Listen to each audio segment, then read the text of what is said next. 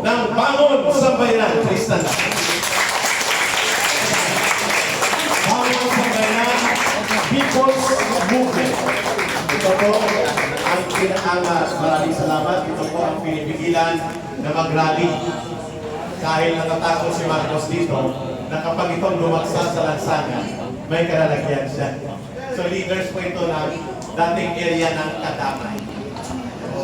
Yan ang mga malakas dati sa ralyan. Ngayon, sumasama sila sa panawagan ng pagbabago sa isang napupulong na gobyerno. Hindi para pabagsakin ng gobyerno, panawagan ng pagbabago at reforma. Hindi para pabagsakin ng gobyerno. Number 2, palakpakan natin, Inday Cares Association.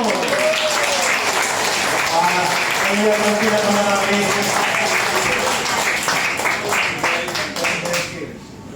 And then, ibibigay ko sa kanya ang mikropono kasi nandito ang mga leaders niya, ano na sa inyo. At buhay man sa iyo'y ibibigay, tungkulin kong gagampanan, na lagi kang paglingkuran, ang gaya mo'y babantayan, Pilipinas kong hirap. One more time. Ang bayan ko'y tanging ikaw. Pilipinas kong mahal, ang puso ko at buhay man.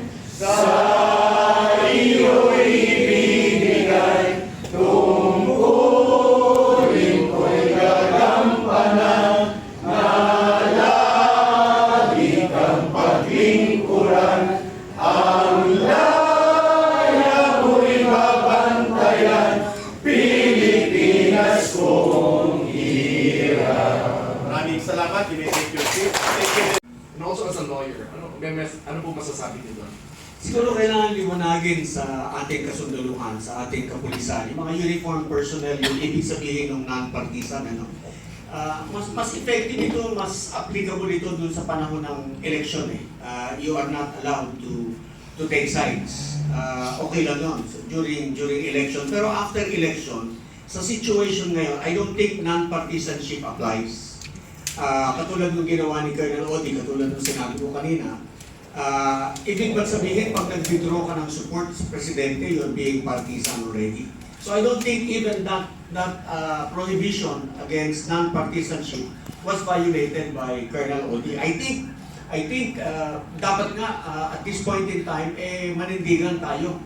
Ipaalam natin, ipahayag natin, sundalo man tayo o pulis o bumbero o Coast Guard o BJMP. Manindigan tayo, ipahayag natin ang ating tunay na damdamin na hindi na kami naniniwala sa Pangulo dahil ayaw niyang harapin ang mga allegations sa kanya. Yung mga nagkay-question mark doon sa mastermind, yun yung question mark sa akin. Pinangalanan ko na nga siya. Sabi ko, harapin mo yung mga allegations sa iyo. Ikaw ba, drug addict o hindi? Para mawala yan. Magpa-herbolical test ka tapos ang issue. Diba? Marami eh. Kailangan harapin mo lahat. May kasalanan ka ba? May kasalanan ba yung pinsan mo? Di face the music. You have to face the music. Hindi pwedeng gagabitin mo ang resources ng gobyerno, magtatago ka behind it, samantalang ikaw itong pinakapinuno, pinakapasimuno ng mga nangyayaring malawakang nakawan. So, let me say it again. Hindi partisanship yung withdrawal of support. That is constitutionally guaranteed. You can very well do so. Maraming salamat.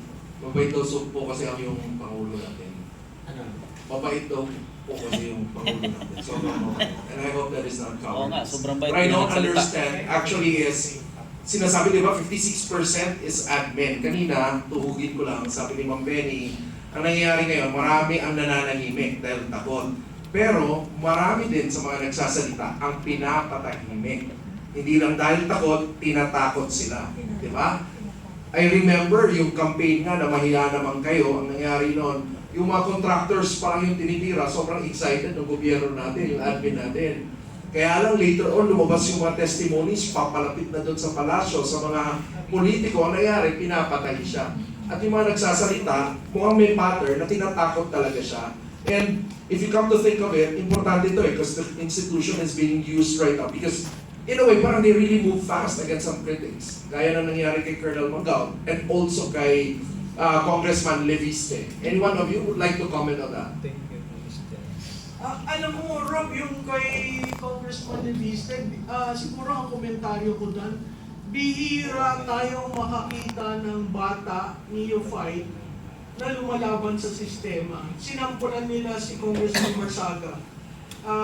Ngayon, tinitingnan nila yung legislative franchise ni Congressman Leviste. So, babalik at babalik ako doon.